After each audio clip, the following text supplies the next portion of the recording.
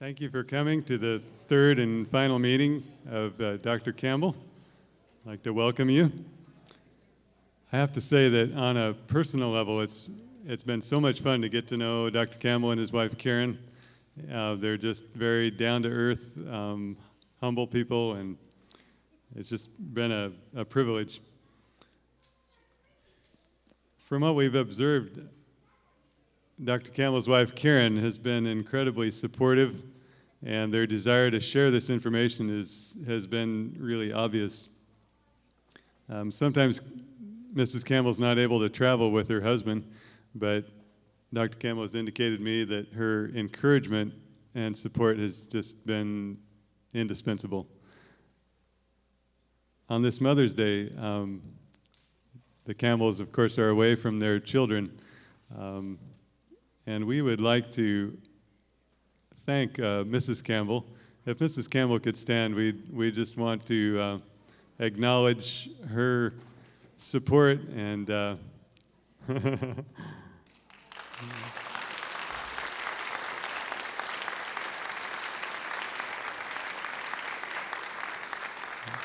as I mentioned yesterday, the Campbells have 5 children and 5 grandchildren, and I'm sure they'd love to be home on this Mother's Day to spend it with their children, but they will have to put that off a little bit. But we just appreciate so much the Campbells being willing to come and share this information, and it's been clear to me too that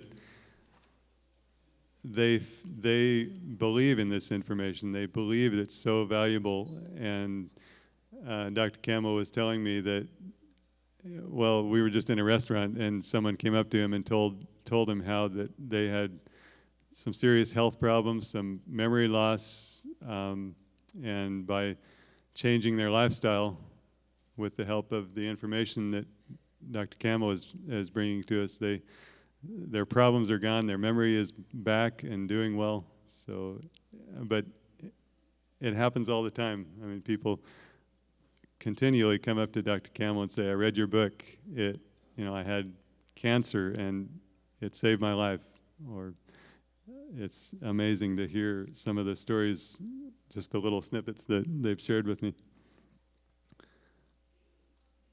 As you've seen, Dr. Campbell is not the kind of scientist that likes to, that's happy spending his life studying the metabolism of a spotted fruit fly. He has a broad focus. He's not narrowly focused. He can see the big picture, see the implications of his research, and follow, ask big questions and get big answers, important answers. I'd like to thank one more time the generous support of Coffee Communications for this event, and also Blue Mountain Television for their help in videoing this and for airing the announcements in the Valley Viewpoint program. Near the end of after Dr. Campbell finishes, we'll have one more question and answer period, about 15 minutes. And so with that, we will begin. Dr. Campbell, thank you so much for coming, and we're looking forward to what you have to share with us. Let's give a warm welcome to Dr. T. Colin Campbell.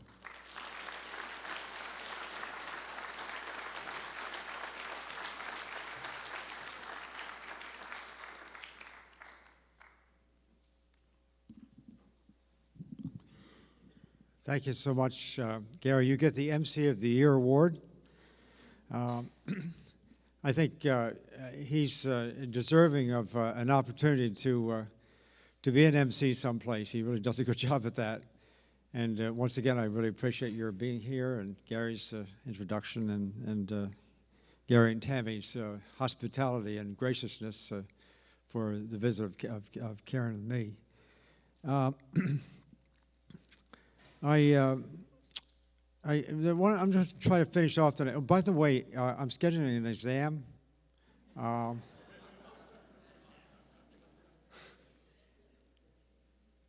going to finish up tonight by talking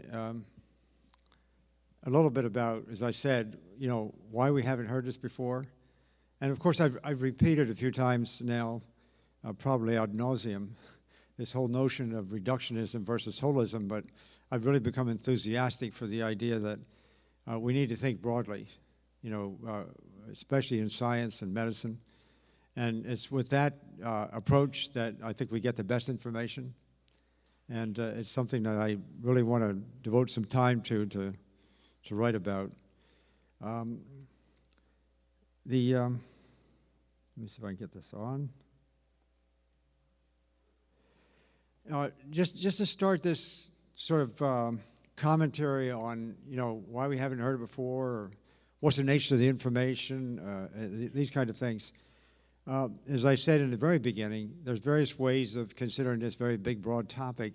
And I do have to say this, that, of the many problems that we tend to cause for ourselves in society, one thing and another, I would say a lot of it really has to do with deciding what to eat. I mean, deciding what to eat really is such a major thing. And here are some just odd observations that I've sort of strung together, and occasionally I introduce my lectures this way, just to give us a little bit of focus on the nature of the problem, and that of course, as well as I do. Namely that something like 2/3 of adults are now overweight. That's been increasing in recent years, and we sort of all know that. I know in rural China when we were there was nobody, not even one person that I could see was overweight at the time. And 1/4 of us are classified as quote-unquote obese, which means a body mass index in excess of 30, as some of you may know. And our young people are especially vulnerable. And it's really our young people that we really need to pay attention to, whether it's the school lunch programs or whether it's in our homes. Getting young people started on this kind of thing is critical. It's extremely important.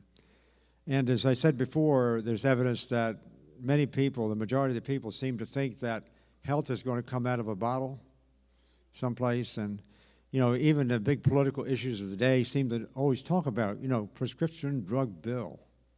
Making sure everybody gets an opportunity to get or cheaper drugs, and nothing's cheap. And almost as if that's the thing we should be thinking about. I really feel badly that, the people who talk about these kind of things, the politicians who talk about these kind of things, that's all they seem to focus on. It's just, trying to figure out how to get cheaper drugs. And I know drugs are essential, necessary, once people come to rely on them to some extent. But at the same time, they're talking about drugs as if there's no other way. That's nonsense. It's just sheer nonsense in my view. 80% of us take some kind of medication, so the latest figures tend to show, and of course we rely on drugs. Per capita health care costs, I think I mentioned this before, per capita, that's per individual, health care costs in the United States is the highest in the world. Yet at the same time, we rank somewhere between 35th and 40th, depending on, what they're counting. That's terrible. Why are we spending so much money and getting so little in return? It's really kind of ridiculous. And of course, the cost factor, and the fact that the healthcare costs in this country are going through the roof, that's a new dimension to this to some extent, I think. And it's one of the concerns that now is beginning to attract everyday folks and some of the rich and powerful to be concerned. When you start hitting the bottom line, with healthcare costs, they're getting interested. And I've had just recently had the opportunity of meeting some extremely wealthy people in this country who are coming and asking, "What do I do? What do we do next?" Kind of thing, and it's very exciting. In fact, just this time tomorrow night, I'll be in Seattle, where I've had an invitation to speak to a group of corporate leaders and city officials and media types, people who are, they're not the choir, they're not the converted kind of people, but they in fact are interested in what is this stuff about diet and how can it be used. It's kind of exciting. The cost, of course, is incurred by many different bodies and institutions in our country as well as just by our as individuals. School budgets, I think that's kind of an interesting thing. School budgets tend to rise and rise and rise, and you know, partly because they have to pay for the medical care costs, I understand, for most schools, especially the retirees and things like that. And so, you know, as that's sort of escalating faster than the national inflation rate, it leaves less, unless you can keep on escalating the total budget higher, it leaves less for programs. And so people in various communities are concerned, of course, because a lot of school budgets are also coming out of local taxes. And so I mean, it has these ramifications across the land, and yet 47 million of us are uninsured and can't access the medical care system. Probably that's a good idea. I've been a little bit cynical, but it's anyhow. So where, you know, where does nutrition fit in? I sort of wonder, you know, where does nutrition fit in? But basically, it doesn't. It's a dead issue. Having been in nutritional science all of my career, I find that distressing because it's really interesting. It's a topic that really interests the public. And, you know, if you sort of survey the public, a lot of people are interested in food. They're interested in, you know, what's creating health. And they're aware that, you know, food might have something to do with their conditions, and they want to know. And we know a lot in science that we're not telling about it, and yet it just doesn't fit in. It doesn't fit into the medical care practice. It's poorly understood by the public. As I said, it's confusing. Research funding hardly exists.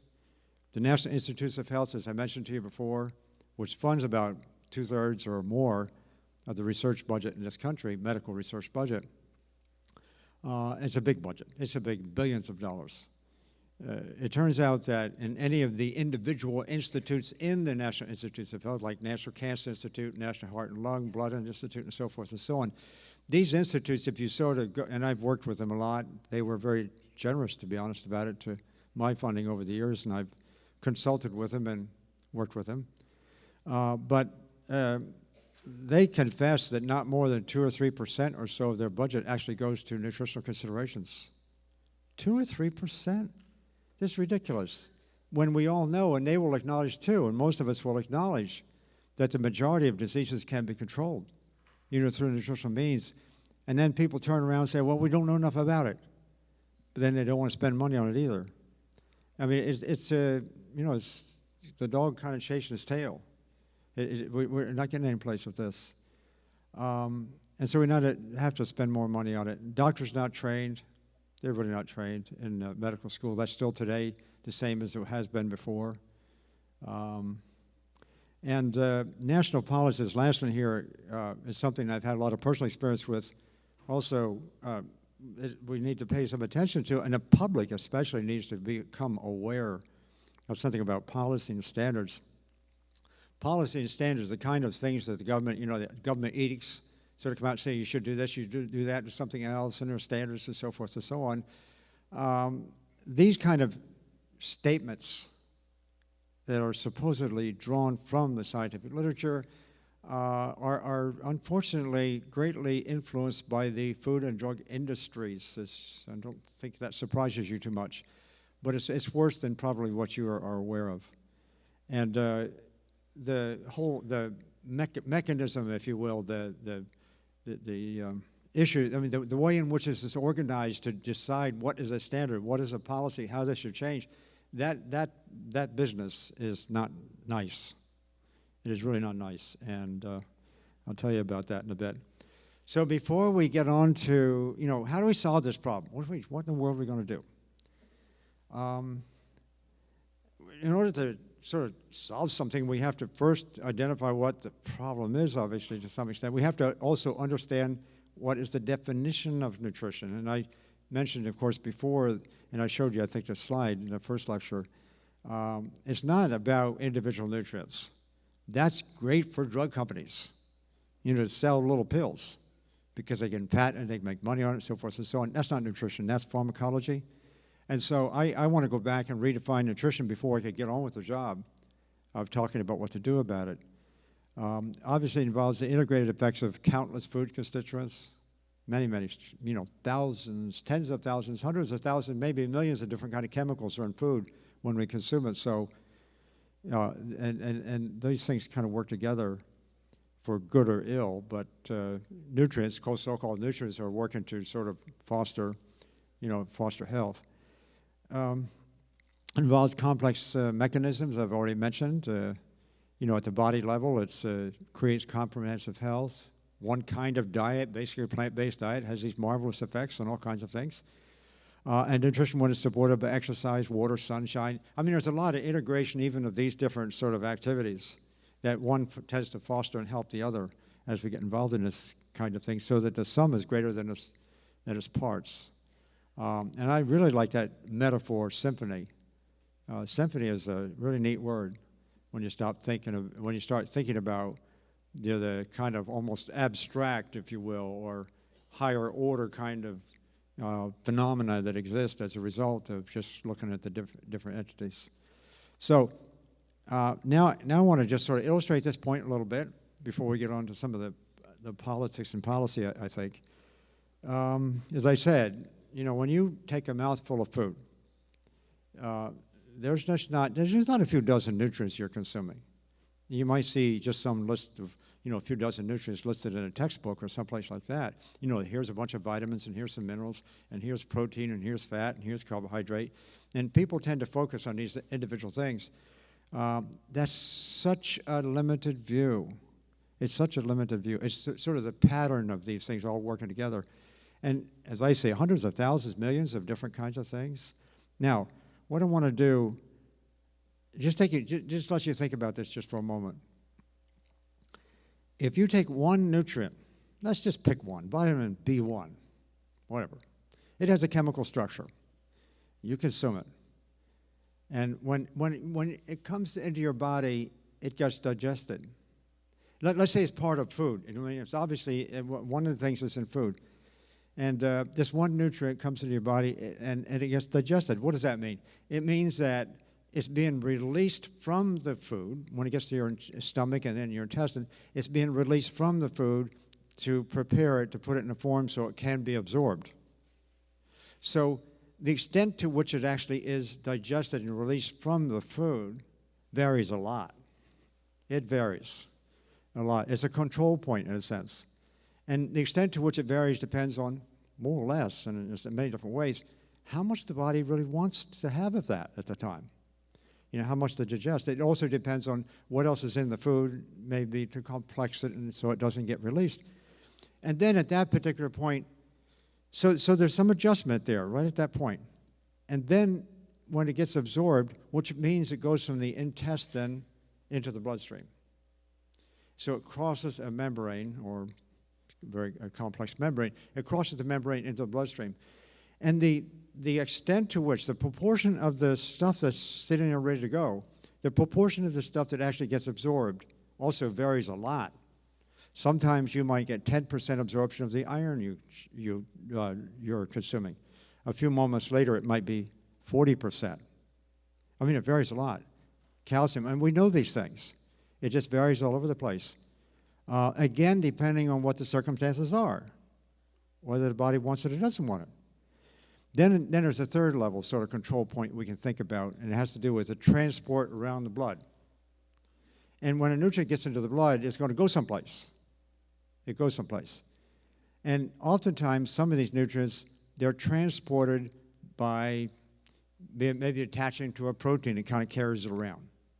In which case, when it's like that, it's not free, it doesn't act so much, it's kind of inactive. And then some of it will just be ready to go, free, ready to go. And the amount that's in the sort of bound and unbound, as we say, that also varies. The body's deciding at that point in time. How much I want, how much I just want to carry it someplace, how much do I want in hand so I can use it? It's that kind of thing. And then when it gets into some organ like the liver or the pancreas or whatever, it gets in there, or maybe even before it gets there, the body's deciding, well, how much do I send to the liver? How much do I send here? How much do I send there? You kind of thing. So there's decisions all along the way. How much, nutrients go different places, nutrients and other chemicals. And when it gets inside of the organ, you see how complex this is getting? When it gets inside of the organ, it's sitting there, and now it's going to be split in many different ways. It's going to be subjected to metabolism, if you will. It's going to be changed chemically, and it's going to produce a whole stream of different kinds of metabolites, maybe, some of which are much more active, some of them may be less active, depending on circumstances. And the body's deciding on how much to send here, there, and everywhere, in that case. And then it's deciding at this point, too, that some of these things it might want to store it. It might want to send it to the kidneys, and let's get it out of there, kind of thing. Let's send it over here because it's going to do something. And, of course, it, decides on how much they should. What I'm trying to point out here is this, and I think it's really a fairly simple concept. Every nutrient, let's say you take 10 units of something, whatever 10 units are, you take 10 units of something into the body of one nutrient. The amount that actually goes and does its job and functions is so variable that there's no way that the human mind can begin to even estimate hardly how much is going to be where to do whatever it's going to do. It's a highly variable process. It's just, somebody's juggling the balls. Somebody's, it's almost like the body's deciding. The body's deciding on how much to use at any moment in time. And it decides every microsecond. You're sitting here right now. The proportion of each nutrient that is being absorbed or wherever it's going is different than it was just 10 seconds ago. So we know that the body is this marvelous machine that's kind of adjusting things like this. That's just one nutrient. Now let's take two coming in together. When the second one was there, all bets are off. Because whatever we might have learned in theory from the first round, in the second round, because it's all changed again. Now we do 3, now we do 5, now we do 10. Now we do 10,000, now let's do a few 100,000. My point is this. There's no way that we should be focusing so much on individual numbers. It's, quite frankly, it's ridiculous. That to even do it that way, it's almost mindless to think of it that way. What we should be focusing on is what is the body doing? The body is deciding on how much it needs at any point in time. That's one thing. The other thing is the body is always, even if we eat garbage or don't do so well, the body is always doing its best to minimize harm. That's the nature of things. The body's always trying to minimize harm. Even if we continually, day in and day out, insult it with the wrong stuff, it's always going to do the best it can to get rid of the bad stuff, use the good stuff, whatever. And so there's this machine here that's operating in our bodies. It's almost incomprehensible. It's a dynamic. It's highly integrated. It's awesome. It's absolutely awesome. And to talk about individual nutrients or this much here and this much there, how much should I take of this, how much, I mean, at the very best, these kind of questions, the kind of answers we get are really, really guesstimates, really big, crude, rough guesstimates. And so that's what I'm talking about when I talk about the, the sort of the symphony that's operating. And when I talk about the symphony, by the way, rather than talk about individual amounts of this, that, or something else, what we do know, so we know something about these control points. We call it homeostasis, or we have some terms for this, where our body's always adapting. And we know, when I could spend a lot of time telling you about the kind of ways in which, at any point in time, the body decides, hey, I have enough now, let me, it goes back and sort of controls things. We know a lot about that. So in order to understand this, you have to sort of, in a sense, understand the way in which all this stuff works together. If that isn't complicated enough and complex enough, there's another element here too, to get us away from the tyranny of details. It's this. It has to do with the fact that the amount of a nutrient in any one kind of food varies enormously, far more than what we may be aware.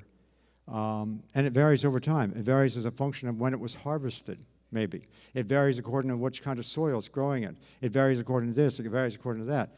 And it varies. Here's just some examples. This is taken from official tables. Dietary fiber.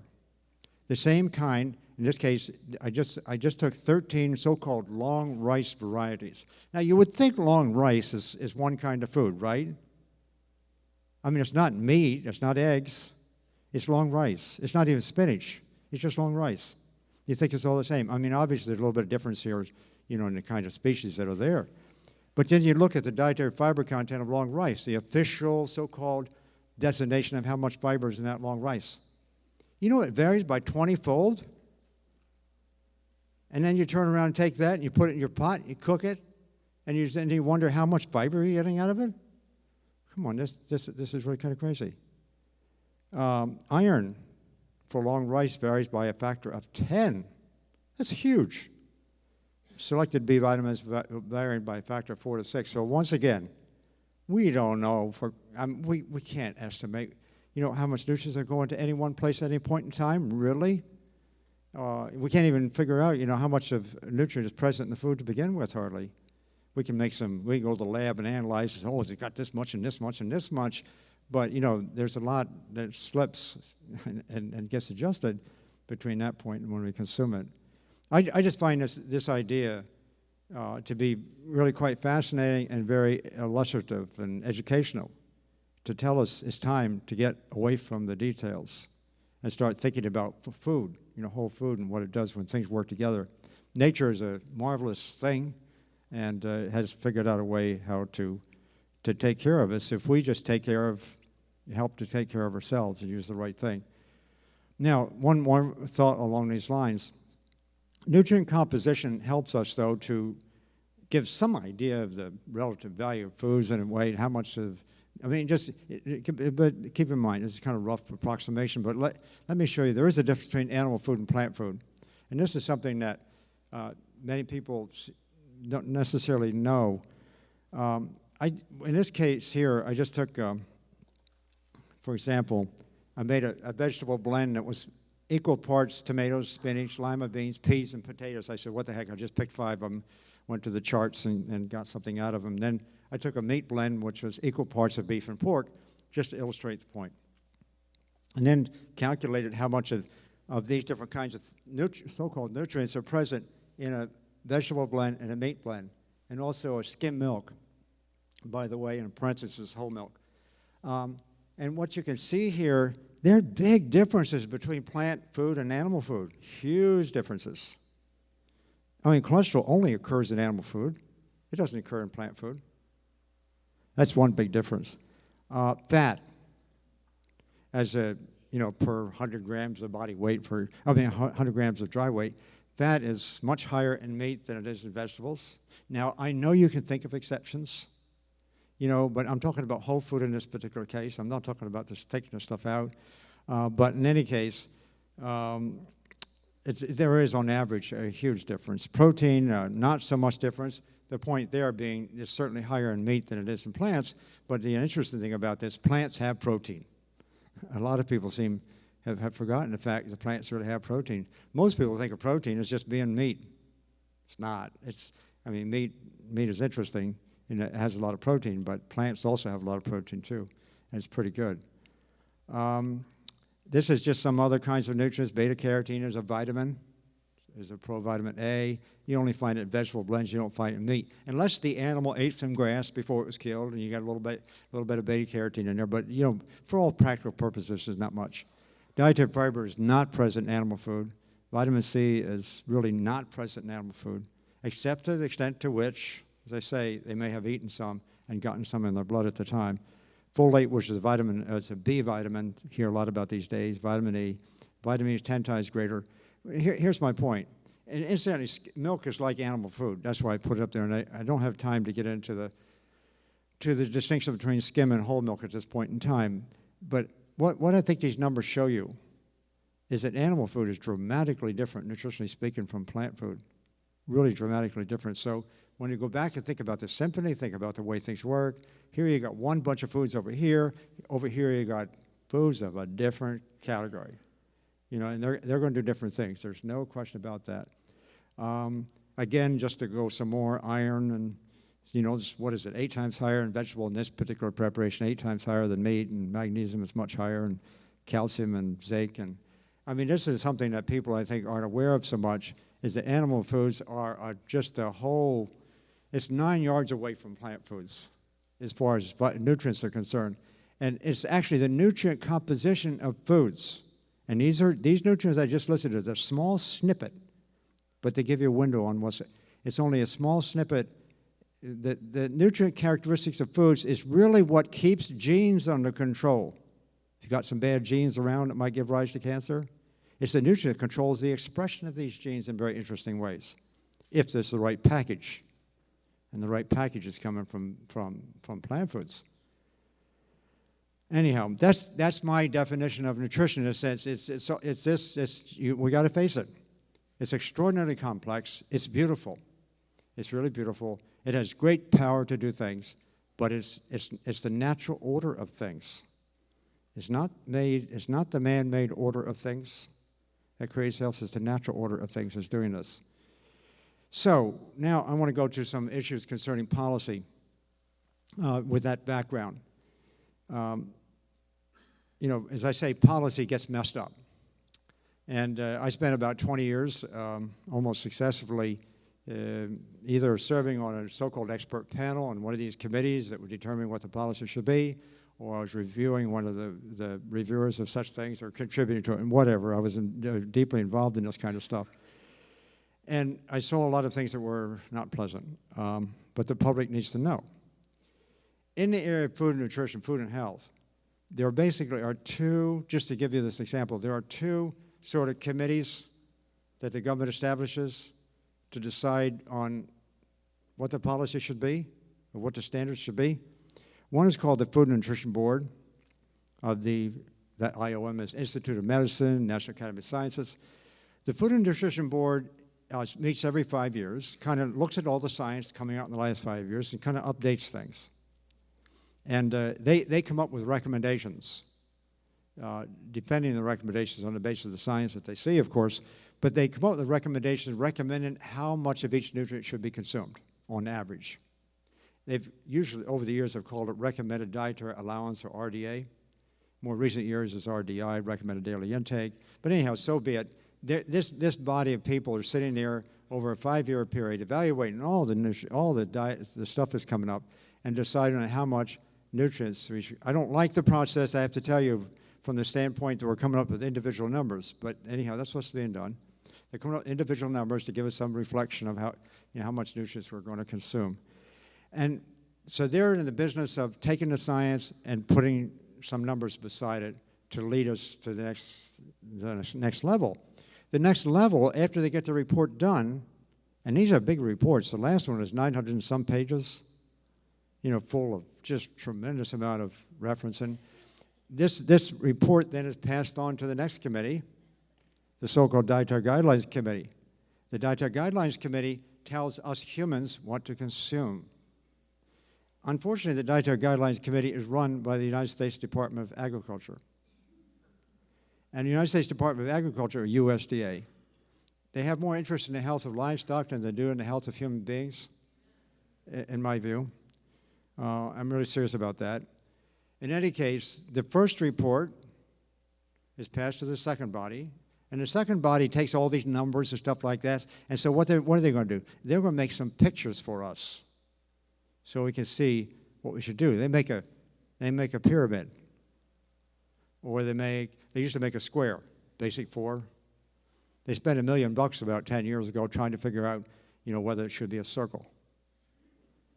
So they worry about, these kind of things, and, try to figure out, what we should see pictorially. So we've got two committees. First one is they both meet every 5 years, more or less. Okay, so what happens? Let's look at the last report, the most recent report. Things are changing, I should tell you. A big, as I said, 900-page report or so. The first committee, in the very first page, right up front, so everybody can see it. If people only like to read the first page of a report, there it is. It's sort of, it's a shopping window right in front. They say, for minimizing risk for chronic disease. What they mean by that, in order to reduce your risk for heart disease and cancer, diabetes, obesity, et cetera, et cetera, et cetera, that's a quote, minimize risk of chronic disease, we may now consume diets up to 35% protein. That means 35% of the total energy can up that, and that's a good diet, up to 35% protein. When I saw that, I thought it was a typo. I couldn't believe that they were doing that, because in previous years, we've all said that 10% is enough. That's what I was telling you in the first lecture. 10% protein is enough, and that's what plant-based diets provide. In order to go from 10 to 35, you got to really you got to be a carnivore squared, to get it up that level. And so, in any case, the evidence that I've shown you about these different diseases, these diseases like heart disease, cancer, diabetes, they tend to increase, osteoporosis, they increase as we go from about 10% up to 20%. That's where the evidence comes from. They're now saying we can have up to 35%. Dr. Atkins must have been sitting around someplace thinking about this. This is patently, it's not supported whatsoever. You can come up with a lot of detailed reductionist kinds of data to almost justify anything, but the fact is we don't even hardly consume up to that level, 35% protein. And they're telling us we can go to 35% now. It gives added weight now to recommendations that can be made to the school lunch program or to the wonderful hospital food program. You get great food in a hospital when you go there. You know that, I'm sure. Or, the Women, Infants, and Children's program, the WIC program, so to speak. These kind of big government programs that actually have a great influence on our society, the kind of food that's served within there should fit within the framework of the recommendations, right? So the recommendations are being made, the policy being made, are really important. They really are. They're really important. So now they're saying we can go up to 35% protein. They also say that now we can go up to 35% fat. I was a member of some of the committees that said we should keep it under 30 in the beginning, and that was too high in my book. But in any case, now they're saying we can increase fat too. So we can have pretty high protein, high fat diets. The third one has been grayed out. I'll come back to that in a moment. Just give it a little reference there on the protein one. This is sort of a kind of a line to put things in perspective, at the different levels of protein and what it does. As I said, 10% protein is enough. Actually, you get away with somewhat less than that. Adults can, more in the neighborhood of 6 or 7%, but 10% is plenty enough. And plant-based diets, vegetables, fruits, grains, they give you, unless you eat a lot of legumes like tofu and things like that, you really load up on some of that stuff. Unless you do that, if you're eating whole foods, that's what you're going to get at 10, 11%, and that's about the amount that the body likes. It's just about the amount that it likes. Going above 10% creates problems. So what are we humans doing?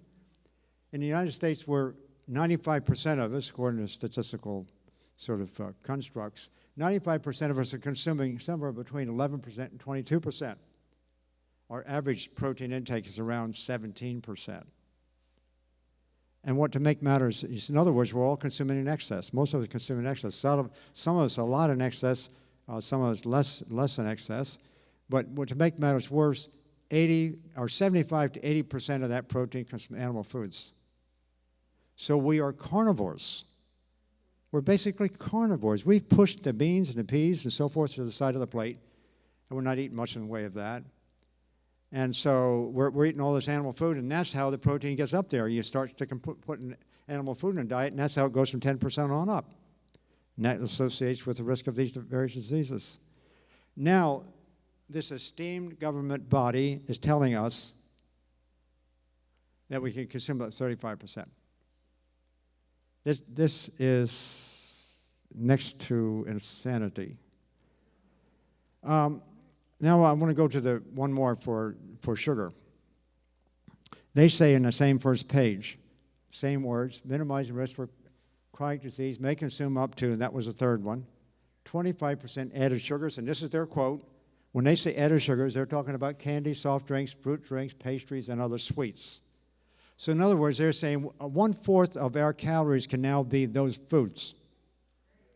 Even though they say in the report, hey, we got an obesity problem in this country. We got a diabetes problem in children. And they say we can have 1/4. It was interesting when this was being developed, and I saw the correspondence on this. When this was being developed, and the rumor had it that the committee was, the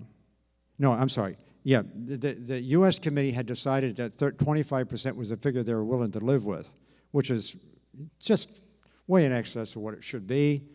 I don't see any need at all for any of it, quite frankly. But in any case, they had already established at 25%. The United Nations World Health Organization Committee, lagging behind a little bit in time, was also making a similar determination, how much sugar should be allowed, how much added sugar should be allowed. And they were toying with the idea of making it 10% as sort of the cap, much more reasonable. 10% was the maximum. I mean, there's a big difference between 10% and 25% in this sort of situation. The sugar industry got a hold of this rumor coming from the United Nations. And a good friend of mine, a colleague who was the chair of the committee, the sugar industry got a hold of this alleged thing that the UN committee was going to do to set it 10%. They wrote a letter to him, saying, hey, the United States has already decided 25%. Change that. Get it down to 10%. And they also said, we have friends in Congress.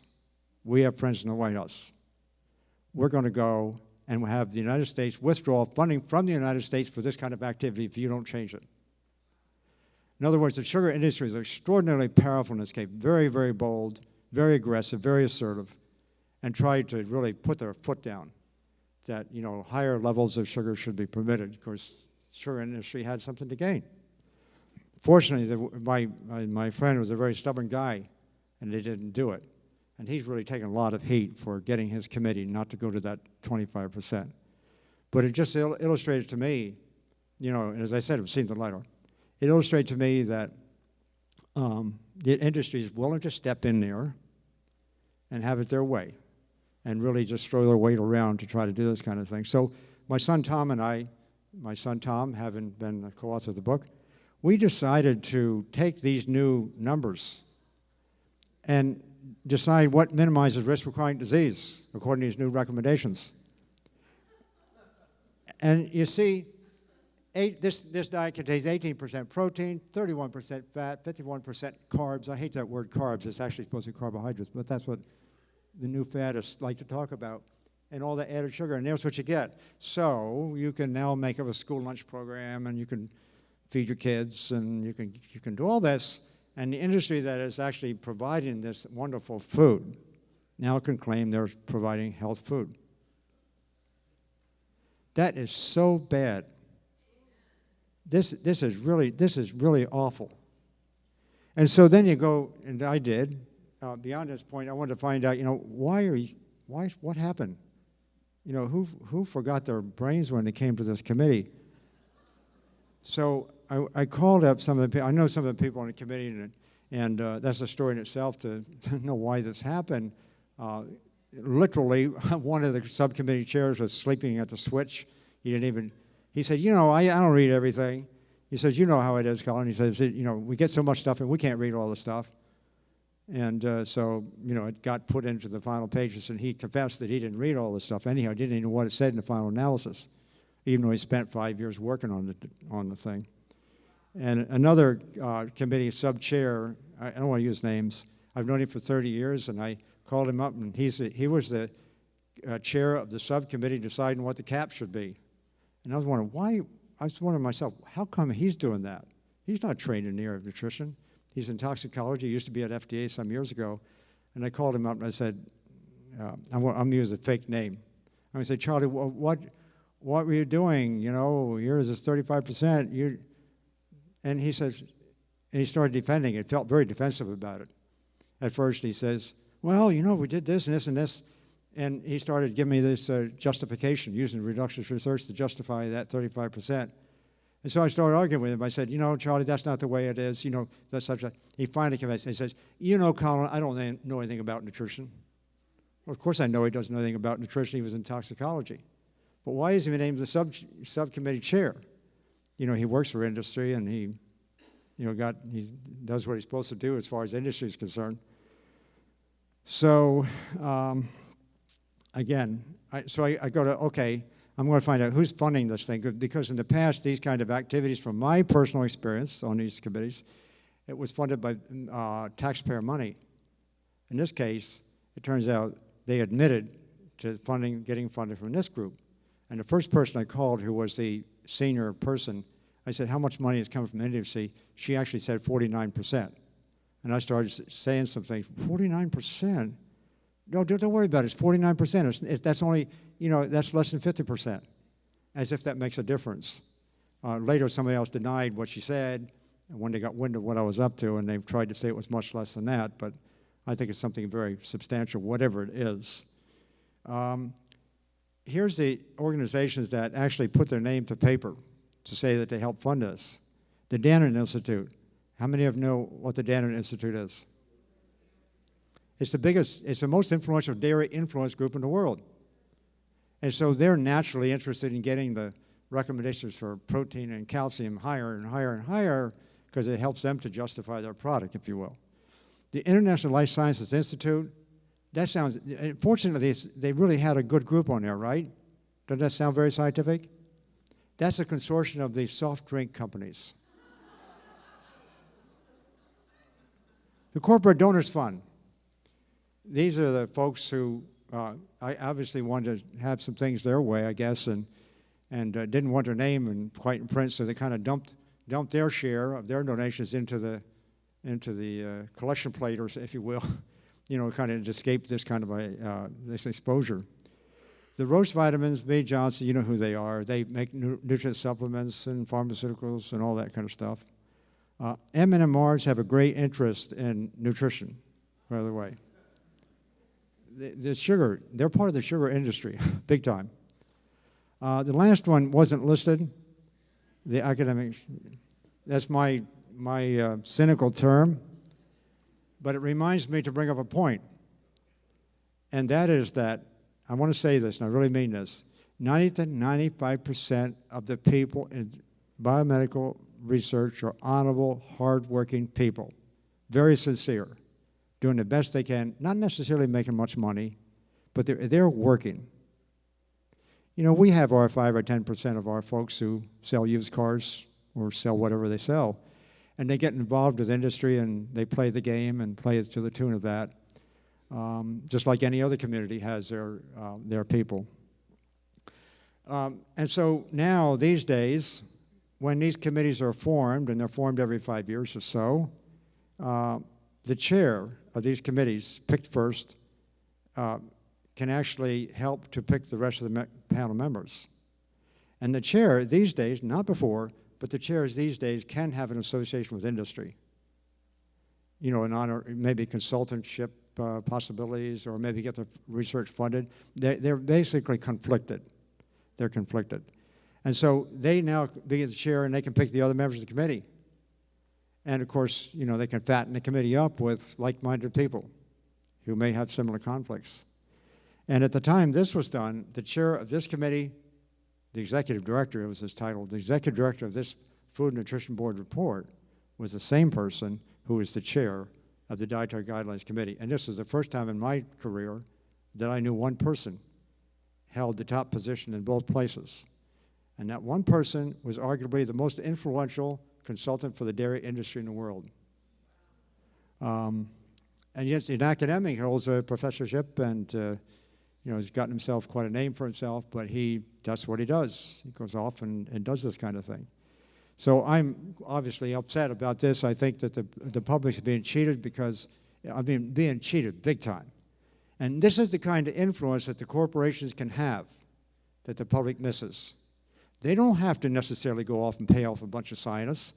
The scientists are, most of them are very honorable people. They're working hard to do what they enjoy what they're doing. It's a lot of fun. But they can be selective and have a few individuals, and those few individuals can be put in the right positions, and they can choose who they want to be, and so forth and so on. This is all done out of the limelight of the public. When this first came out, I offered to write an op-ed piece for the Washington Post, and in fact, they encouraged me to do this when I first said I was going to do it. They didn't know what I was going to say, but I was sort of pointing out this, and they backed off. In the end, went to the editor's desk, and they backed off. And their argument was that, basically, to me, even though they had expressed some interest in the first place, and I was being pretty candid, they were arguing with me that, did I actually see a check passed under the table? Well, no, of course I don't see a check passed under the table. But, they wanted me to have, hard evidence. Check passed, this hand, who's getting paid off, I mean, it doesn't work that way. That's just such a foolish thing to even assume that it works that way, that somebody's getting paid off quite like that. It's much more subtle, but much more powerful in the way they do it. It's well hidden. So much for policy making. I mean, the stories involved in the drug industry and the way drugs get approved is almost worse in a sense. There's been books written on this by some very distinguished people who have been part of the game. The media cannot be left off the hook. In fact, I would argue that in this country, when it comes to nutrition information, dietary information, the media are as about as culpable as any other group there is. And when our book came out in January of 2005, for example, it kind of got around to some people and got a couple of calls from major media people, including one of the senior editors of Newsweek, and she interviewed me for a couple of hours and seemed to be quite enthused about some of the things I was saying. Finally, somebody saying something along these lines, whatever. So that was the nature of the conversation, and she indicated to me that she thought, there should be a major story on this and maybe a cover. At least that's what her implication was. She didn't say that. She didn't promise anything, but that's what her personal interest seemed to be. But she wanted to take it back to editorial board and get approval for this idea. So I didn't hear from her. That was in February, a month after our book came out. I didn't hear anything from her for 2 or 3 months. And finally, and I couldn't get back to her. I guess her board didn't approve, basically. But then in about May, this issue of Newsweek came out. And it was called the Special Edition, up there, Special Edition for the Future of Medicine. Your Health in the 21st Century. Big thing. I mean, this is all exciting stuff that the public can now read about the great new medical discoveries and where we're going to go. And I thought, wow, maybe she can call me back. You're going to have at least an article in here about diet. I turned the page. It's open. 17 articles in there. Not one had to do anything with nutrition or diet. Not one. It was all about gene therapy and create new chemotherapy drugs and this and that. That's what it was all about. And so I opened it up. I was really disappointed. And but they were a little bit honest in this case. Here's a letter from the editor-in-chief.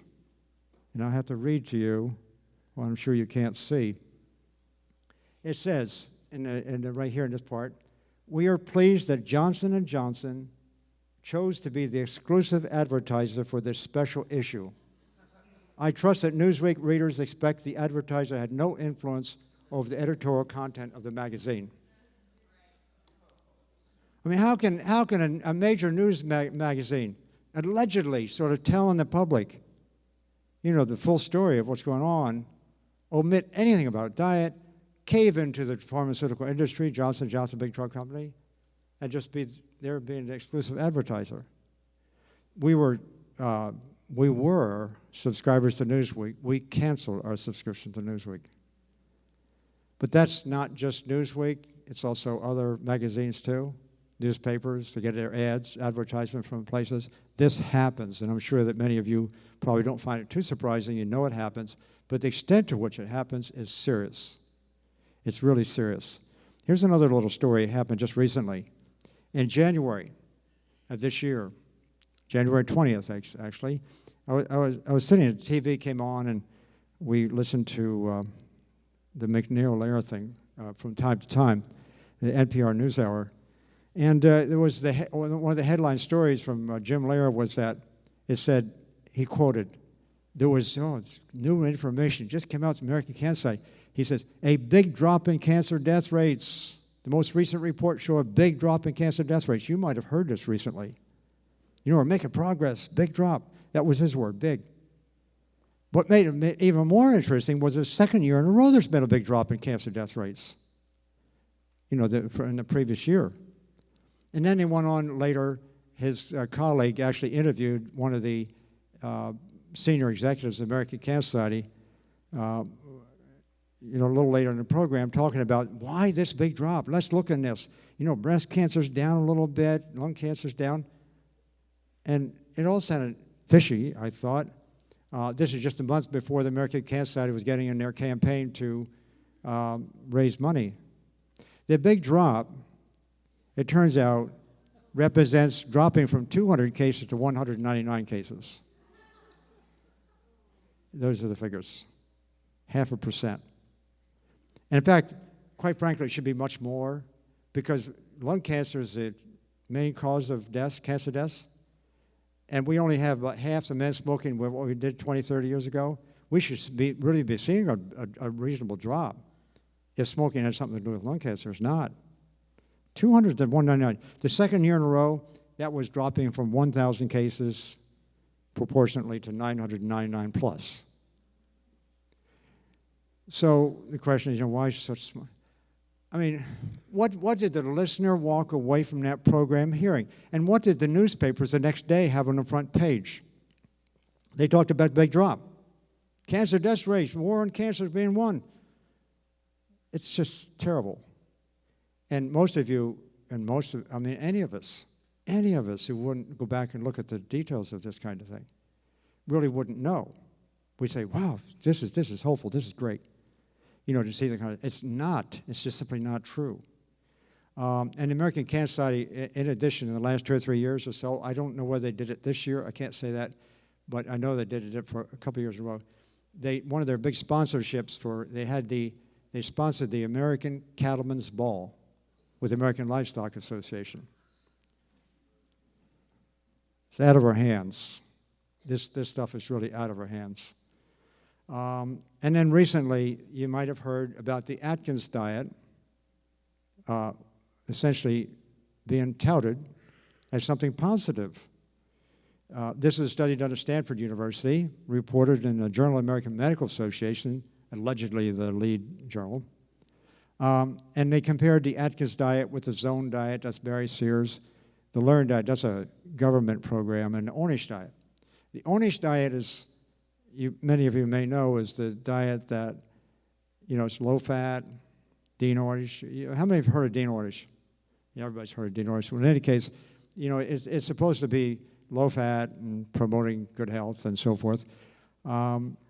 Unfortunately, he does include a little bit too much, tries to protect the protein intake too much, but in any case, he's generally in the right area. So they compared these four in a study. And the Atkins diet, according to the news reports, or according to the journal article, in the Journal of the American Medical Association, said they lost the most weight. So Atkins is back in vogue again. That was what made the news and headlines and newspaper reports just because it published in journal. And of course, it cost a couple $1 million in funding. Well, I got the report, and some of us did, and it really showed nothing of the kind. I don't know how they got away with this. The authors referred to the Ornish diet as the extremely low-fat diet. Those words are pejorative. That's pejorative. That's to make people think that something like the plant-based diet or the Atkins diet make them think that this is something off the edge. So they call it extremely low. When in fact, in the study, Ornish, as far as fat content is concerned, his diet was supposed to be 10% fat. Together with protein, it's supposed to be about 20% fat and protein. That was the original Ornish diet. The study they actually used and called it the Ornish diet that people actually ate has 48% fat and protein. Nowhere near. It had nothing to do with the Ornish diet. Nothing to do with it. And it got published in Journal of American Medical. And so, it's about the same as American diet. So any differences that you would see are purely random, mean nothing. It's just comparing, one thing or another. It's all the same. And anyhow, this claim of lower weight, lower weight gain on the Atkins diet was not statistically significant. Anyhow, in any case, Dean Ornish, friend of mine, and I and two others, Dr. Esselstyn, Dr. McDougall, four of us, looked at this independently. Just thought, this is terrible. This is ridiculous. So we, each of us, again independently, actually decided to write a letter to the Journal of the American Medical Association to get it published. And we did. And, called attention just to the very bare facts. All four of us were turned down. The Journal of the American Medical Association wanted to hear nothing of it. In fact, they were very blunt with Dr. Ornish. And here they're talking about, his diet is named by name. He ought to have a right to respond. They turned him down. So this is what's going on in the medical literature, too. It's in the media, it's the government, it's the industry. in the American Medical Association. This is terrible. Incidentally, our four studies are one of the former leaders of the Journal of American Medical Association right now starting a new journal because he's upset too. So they're going to publish our letters in any case elsewhere, but they probably won't get noticed. But I'm simply pointing this out that this bias, this prejudice that creeps in, it's all around us. And I want to make a comment. I don't particularly take any great pleasure in pointing out that some of the other people writing diet books don't have training, but that's the fact. I just want to list them. Robert Atkins, The Diet Revolution. Sally Fallon, Eat Fat, Lose Fat. Silly thing. Arthur Agassiz, the author of the South Beach Diet. Barry Sears, His Own Diet. Peter D'Adamo, Eat Right for Blood Type. All these people here, what are there, 7 authors or so. You can check online and find out whether they ever published anything in nutrition, ever did any nutrition research. Their experimental nutrition research, you see there at the bottom. Between all of them, they have had one paper published in the professional literature, not one. And to my knowledge, none of these people have had any training in nutrition, essentially none. Yet they're going out there and writing these books and selling huge volumes of books with lots of money behind them, huge money. You can only guess where this money is coming from, and getting people to sort of buy into this kind of thing. It's a very structured, phenomenon by which they can actually do this. And the public, a lot of public like to hear these kind of books, especially the high protein, because they like to read good things about their bad habits. That's really what it's coming down to.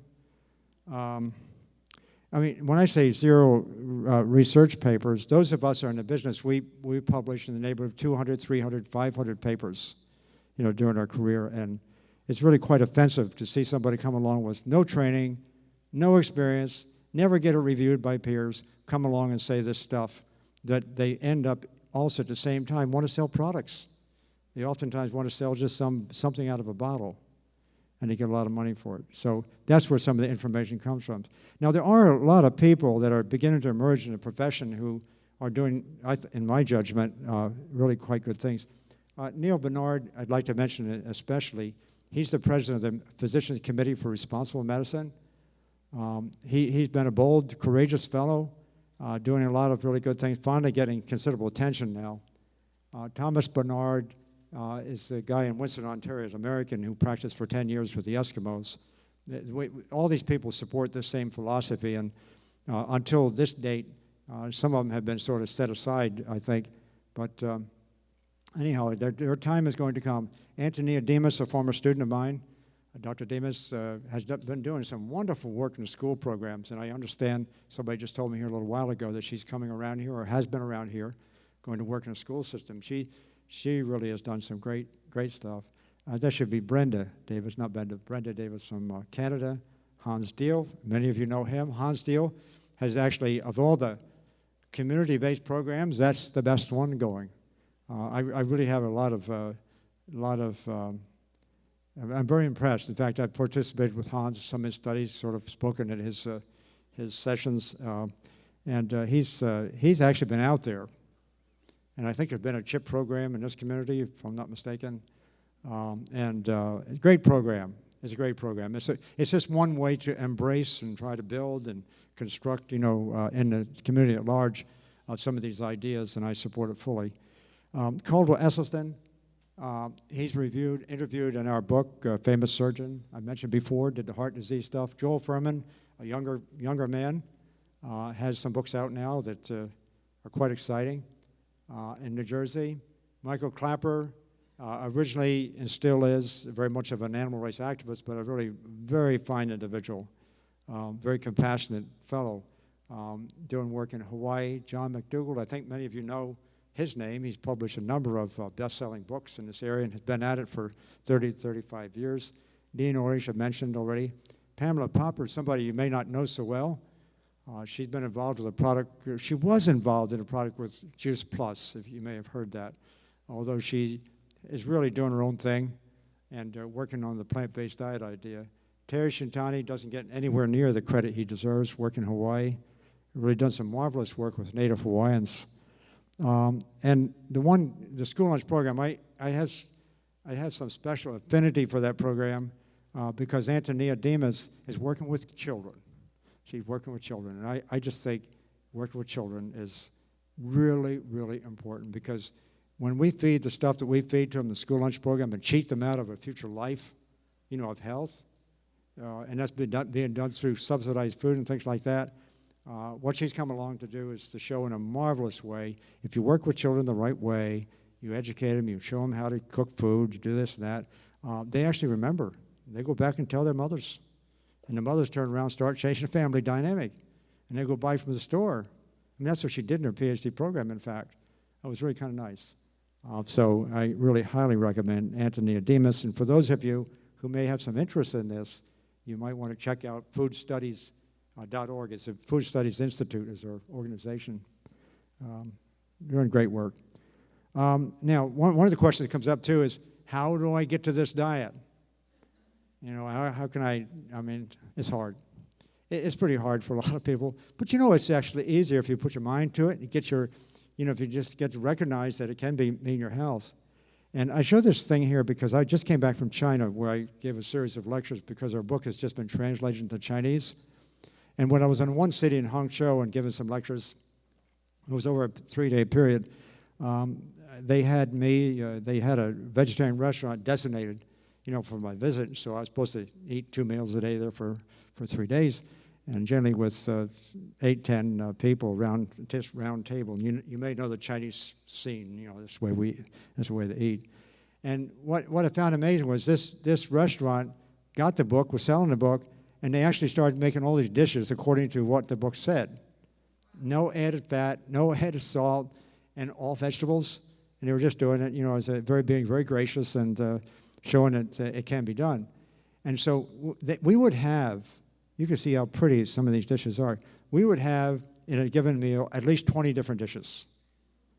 Maybe 30, closer to 30 probably, but different kinds of dishes, all made up really beautiful, extremely tasty. And so I told you, 3 days, 6 meals? 6 meals times 20, just use it. 120 different dishes. Do you know there was not one single dish that was served twice? Just to show you, I was so impressed, A, with the taste, B, with the quality of the food, C, with the presentation, if you will. Obviously everybody can't do that, but it was very nice. And of course, the health value of the food, and with the variety was immense. Consuming plant-based foods, if you stop and think about it, the variety is tremendous, and the taste that so many of you, I'm sure, already are aware. All of this comes back, and I think we're now closing the circle. It's closing the circle for me. It really has to do with the fact that we've ignored what animal-based protein does and doesn't do. It's driven the debate. It's in our psyche, our collective psyche. It's in our individuals' decisions about food. And we've ignored it all. And now we know, and have known for a long time, that animal-based protein can enhance cancer growth. It increases blood cholesterol. It increases atherogenesis, a form of beginning of heart disease, increases acid load, calcium loss, decreases vitamin D. All these things. See, a whole bunch of stuff and lots more. I just put that there just because it's just been demonstrated. And so we get a grasp of what animal protein-based food and animal protein itself can do. Not that it's the sole culprit, because it's not. But at least I can tell you, we don't need to consume animal protein for anything. Because if we do, we can ask for problems like this.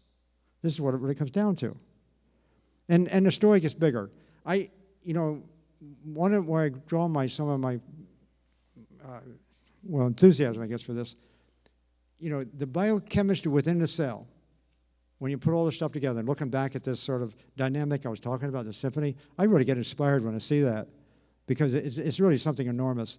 And so the circle enlarges. You work at the cell, look at what's going on between cells, you look at what's going on with the whole body, you look at between people, you look at people in their environment, you look at this and that. It's starting with the food, and it gets bigger and bigger. The concentric circles get bigger and bigger. This is a way of life. This is a worldview. And this is a lot more than just about your own personal health, for those who may be interested. And here's some of the kinds of things that are bothersome when we don't understand nutrition. Environmental degradation, excessive medical care costs, unnecessary violence, inappropriate research done, policy, political stuff, personal health compromise.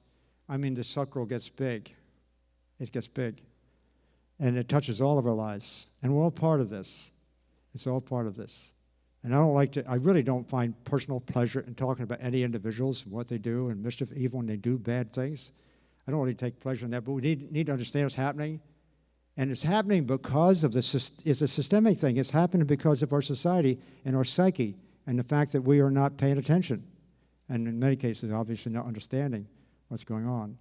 So we had our book, and I wanted to show this little thing here. My son, Tom, our youngest son, really did work with me, and he was a major contributor to the book. He was a co-author. He was in theater when he graduated from Cornell, and great writer. And thanks to my wife, when I was searching around for somebody to help me out of this, she suggested that he join me, so he did. And he came home and worked on his book and really got into it, up to here, and then decided to go to medical school. Now he's in medical school wanting to be a doctor of a different kind. And so he put together this DVD. It's about an hour-long DVD that he sits there and interviews me.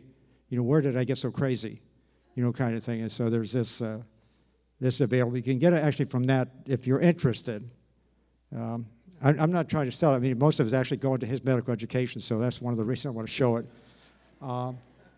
You can get it at wellnessforum.com. It's a organization that Pam Popper develops. So thank you very much for your attention. You've been very, very gracious. Thank you.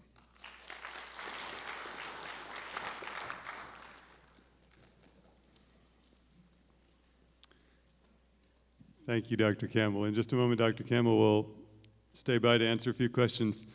On behalf of Benton Health Promotions, Tammy and I want to thank you for coming.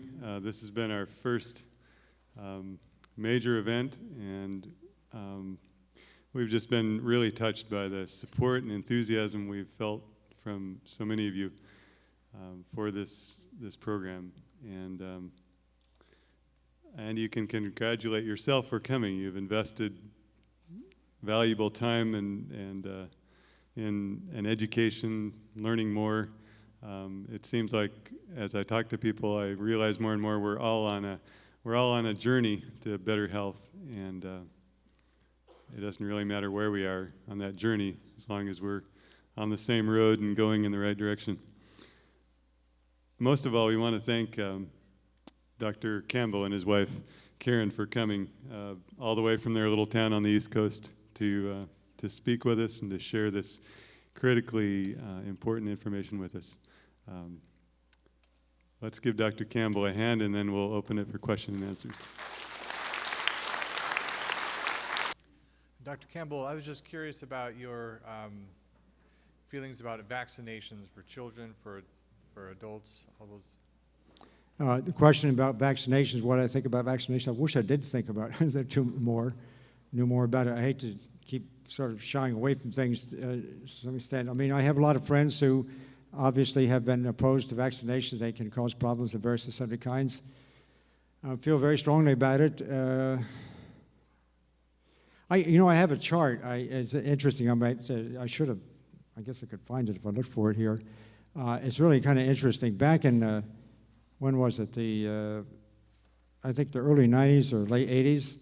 A man and wife team, a research group at Boston University, did a study on the history of diseases and how the trends changed over time as a function of vaccines and other miracle drugs, and talked about the 9 leading diseases at the turn of the last century. That was 1800, 1900, and then compared the changes over time.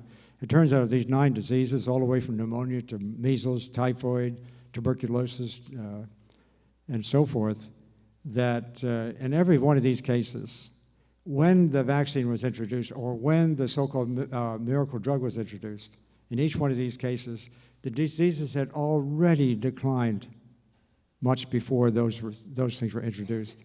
And what it basically shows is that the introduction of these vaccines and other kinds of things like sulfoniazid for tuberculosis and sulfonisin for pneumonia and other antibiotics, and it just shows that these miracle drugs that we always assumed were miracle drugs that brought these diseases under control.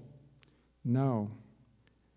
They may have helped to wipe out some of the last vestiges of a disease like smallpox or polio or something like that at some point in time, but these diseases changed their occurrence and their patterns of occurrence prior to the introduction of these medicines. And so that was done in this country. The same thing was done by a man-wife team, very distinguished group who've written a couple of long books on this in England, more or less showing the same thing. And concluding that really diet and lifestyle was where things happen. When we start eating the wrong food, we get the wrong diseases. And health goes the wrong way. And we can invent drugs, and we can invent vaccines, and we can do all these kind of things. And some of them may prove to be useful. Who knows? But I think their value is vastly overrated, so I'm inclined to listen to my friends medical friends who raise some serious questions about it. But this is so institutionalized, in so many different diseases. It's hard for me to stand here and say, don't, stop doing that. No, I can't say that. But I certainly would like to raise a question that, maybe they're not what they're up to. Hi, I'm wondering what your outlook on artificial sweeteners are. There's like Splenda and stevia, and I'm wondering how you feel opposed to just natural sugars, like what's better and if you're doing any harm to your body or anything like that. I support neither natural sugars nor unnatural sugars. Sweeteners of any kind, nutritive or non-nutritive, are not necessary. I was actually on when the saccharin story broke some years ago in the late 70s, there was a committee convened because saccharin was alleged to be causing bladder cancer. And then it was very, very controversial. And I was a member of the committee that, in fact, looked at that fairly carefully. And in fact, I was the one who actually gave testimony before the congressional committees and was on the McNeil-Lehrer show in those days. So I had a chance to really look fairly carefully at the evidence on that.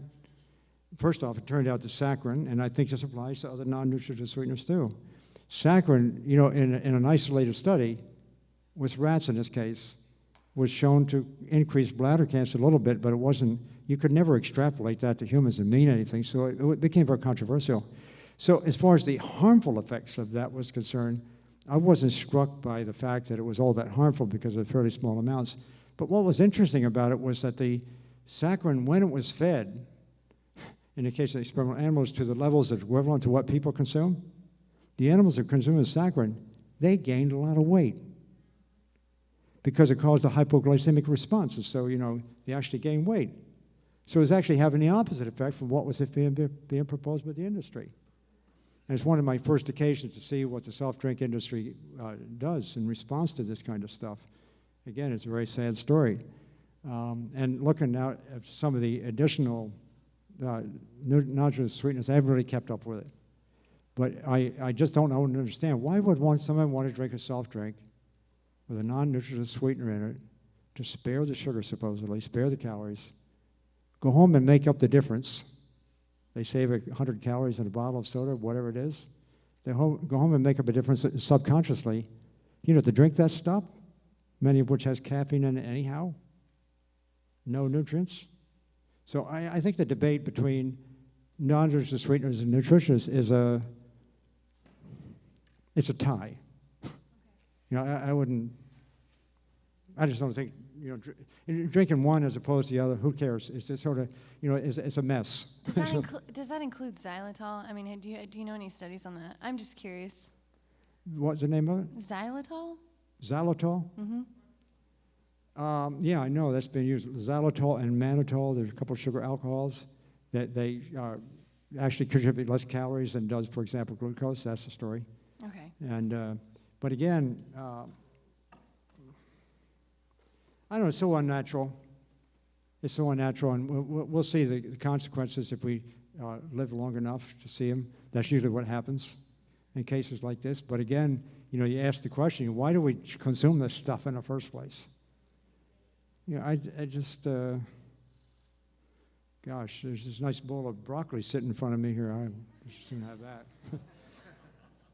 I'm convinced of the superiority of the plant-based foods, but I'm wondering about the genetically modified foods that are coming, and also the foods that have pesticides and other things in their growing process. What happens to the nutrition of these foods? That's a really good question of great concern to a lot of people these days, has been for pesticides over the years. If I'm going to wear my scientific hat, which I have to do, and sort of ask what is the evidence, I want to see hard evidence to see that these kind of foods with these kind of problems actually are creating health problems. I mean, real health problems in humans, and I have to say I don't see much, not even with pesticides. And I don't see much, especially in relation to the nutrient composition of the plants. The nutrient composition of the plants is far, far more significant than that stuff. On the one hand. On the other hand, I'm not standing here to advertise for the pesticide industry. I think you can appreciate that, because I think it's all noxious. And I was particularly concerned about the genetically modified organisms, that are being bred to create some response, make a hard tomato, maybe, or a shiny apple, with no concern for the nutrient, or very little or no concern for the nutrient content. And so I think the GMO experiment is a sad one, and we have some evidence that it can have unintended consequences already that could be serious. I'm just taking note of the thing that you may have heard recently about the bee population in the world going under a real cutback, and no one knows what that's due to yet. But I'm struck by the fact that genetically modified corn at Cornell University, at least, was shown to kill off a bunch of monarch butterflies, an unintended consequence after these plants started to grow. So I think the GMO story is serious. Unfortunately, the horse is out of the barn because it tends to contaminate other crops nearby. And when we do discover, if we do discover serious problems, what are we going to do? It's almost too late. I'm worried about that. Not overly worried, but I certainly am worried it's a real distinct possibility. Pesticides, herbicides, fungicides, stuff like that. Again, the science doesn't tend to show much, which plays into the hand of the industry. But that stuff is noxious stuff. And, consuming that over a lifetime, doesn't sound very good to me, but I'm just one of you, in a sense, just worried about this. And so I tend to want to use, or we tend to use, organic foods when we can, if we can rely on the fact that they're really organic. That's another issue too. We have a garden. I enjoy gardening, so I grow my own stuff, and I don't put any of that stuff on our fruit and vegetables. But I'm just like the rest of you. I don't know. I don't have any particular insight, I think, in all of this. There was one question, if I may, just to interject one. Someone spoke to me just before this. I thought it was a good question. Asked me and asked for a comment on it. It has to do with this person wanted to know how does she, she's a younger person. She's interested in this idea. She wants to do some things. She's kind of enthusiastic for it. She wants to go tell friends. And she gets feedback. And you know what I'm talking about. Some people just don't want to hear this. And so where does that leave the person who wants to tell about their story, what they've been hearing and what they've been experiencing themselves? Where does that leave them? How do they get there? How do they approach their friends who don't want to hear? And that is an issue. That is a pretty serious issue. And I don't know whether I have any particular insight on that, except for the fact that one of the things I discovered some years ago is I started to face the same proposition of talking about our research, without being blown out of the saddle. I'm the one who's actually been given credit for the concept plant-based diet. At least that's what some NIH people said. So I don't know if it's true or not, but that's what they said. I know I did think up, I don't want to talk about vegetarianism, veganism, so I finally came up with this term, plant-based diet, that seems to have now resonated across the country. And I think that's one way you talk about a plant-based diet. Don't talk about vegetarianism, veganism, unless someone's comfortable with that. I think it's problematic. And the first thing. And the second thing, and this is key. If somebody's used to eating high-fat, high-protein, high-salt kind of diets, I think I mentioned this before, if they suddenly go on to a low-fat, low-salt diet, it doesn't taste very good. You miss it. You want it. It's sort of the withdrawal symptoms, like from cigarettes. You want to get back to it. But what we do know, in the case of salt and fat, if you stay off for a few weeks, a few months, a little persistence, a little willpower, your taste preferences change. And so after a month or 2 or 3, all of a sudden you start discovering some new tastes. You'll probably discover new tastes even before that. But you discover some nearly new tastes. And these foods that you previously didn't use that much, boy, they taste pretty good. And I have to tell you, I eat now, obviously, plant-based diets. I still find it difficult to say I eat vegetarian diets. But in any case, I eat as our family does, and I have never enjoyed food so much as I do now. It's, I know that if we go back and try to eat what we used to eat, it's bad. I mean, it really reacts with me. And not just psychologically, but organically, physiologically. So to get to that question, I think go easy on your friends. Just say that it takes time. Here's what it does for me. I like it. And I know some people that just these things happen. Read a book. Tell them whatever book you want. No, don't tell them Atkins. But anyways, it's kind of like that, I think. Yeah, I think there was a question over here real quick. Could you comment on peanut butter, especially if it's natural peanut butter, make your own peanut butter that doesn't have a lot of added fat to it? Peanut butter with added fat? No, without. The natural. I'm sorry? Natural peanut butter. Natural? In other words, if you try to grind your own peanuts without adding a lot of fat, is that, yeah.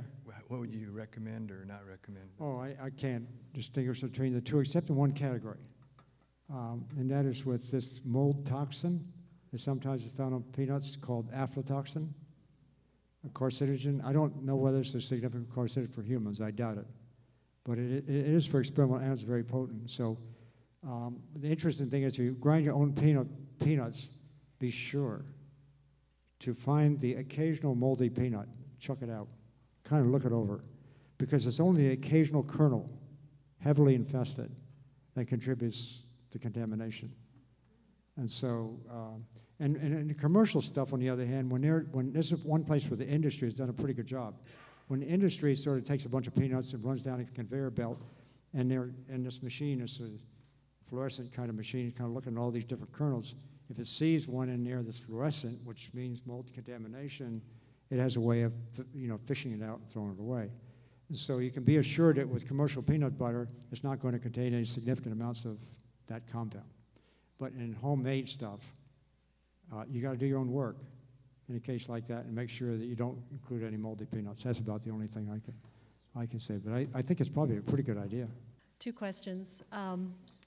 Our family is being affected by Alzheimer's. I have a mother with very advanced Alzheimer's, and I'm curious to know what you see as connection between the brain wasting disease, Creutzfeldt-Jakob, or however you pronounce that, and Alzheimer's, or just as a result of eating maybe a plant-based or vegetarian diet, but eliminating the dairy in the last 10 years of her life. What was the example? And I'm just interested in knowing what your opinion is or what you have learned about the raw versus cooked plant foods. All right, 2 good questions. The disease to which you refer is the Jakob-Creutzfeldt disease, mad cow disease, if you will, and the extent to which that's related, to human Alzheimer's disease. The jury's out on that as far as I'm concerned.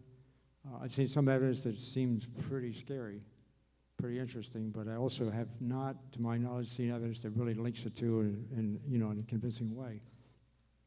Maybe not. Who knows? It's a contentious issue because some people feel very strongly about this. As far as Alzheimer's, though, is concerned in general, it's been linked to meat consumption, and quite strongly. Not too surprising, maybe, because you're getting less circulation, all this kind of stuff. Of course, you get that compound beta amyloid that sort of builds up in the brain, and how that occurs and why it occurs is not clear. But Alzheimer's can be spared to a great extent by consuming a plant-based diet. We do have evidence on that. There's no question about that.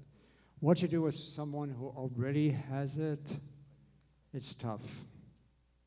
I'm afraid I can't say too much about that. But for other reasons too, put them on a plant-based diet is what I would do straight off, just in the hope that you might get something, but I don't have any evidence, of that. Yes, Dr. Campbell, we've really enjoyed you being here this weekend. It's been great. Yesterday, I think it was, you mentioned about the Chinese. Their caloric intake was significantly higher than us in the West here. And if I remember right, earlier, the next slide would have indicated, especially per calorie intake per kilogram body weight, Right. is very significantly different. What is it about a plant-based diet that allows us to eat significantly more calories without weight gain? Yeah, that's a good question. We actually looked at it in some detail.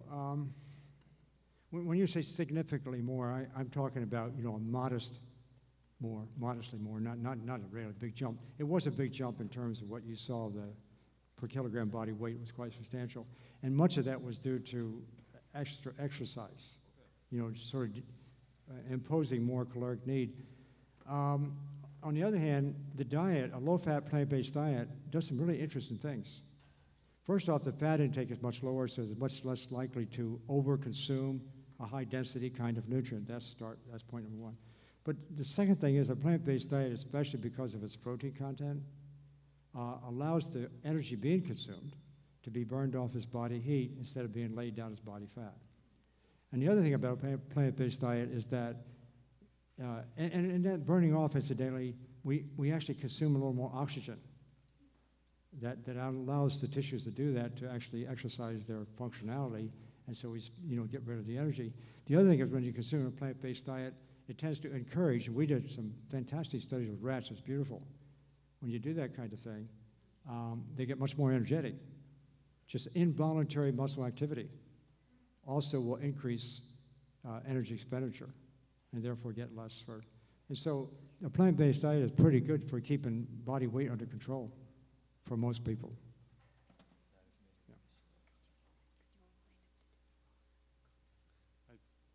Okay, I think we need to close.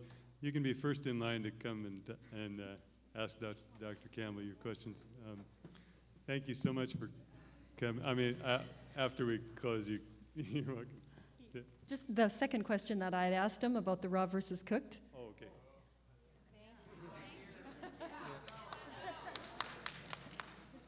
That's the kind of persistence you need to get into this one. Raw food, yes. We have a lot of indirect information, again, and good indirect information that the more raw food we consume, the better off we're going to be. Whether you go 100% or not is still kind of open to question, I guess. Some people argue either way, and I don't know what the answer is. I've spoken to a couple of raw food groups and are quite prominent and had some conversations and things. I appreciate their arguments, and on an individual basis, they seem to be getting some pretty good results. And it may be the closest thing that we can get to an ideal diet. I've often thought that because it precedes the advent of cooking, and that's what we sort of, in a sense, had, I guess. So I kind of like it, to be honest with you. And we already consume a lot of raw food anyhow in the form of salads and fresh fruits and stuff like that. So, I think it's a pretty good deal. But we don't have the kind of evidence I'd like to see. Let's compare a bunch of raw food people with a bunch of people that consume half raw food with a bunch of people consuming no raw food. Let's look at their disease rates, and we don't have that kind of information. That's where I can't be very definitive about the answer. Yeah. Thank you, Dr. Campbell, and thank you for coming. And let's give Dr. Campbell and his wife Karen a big hand.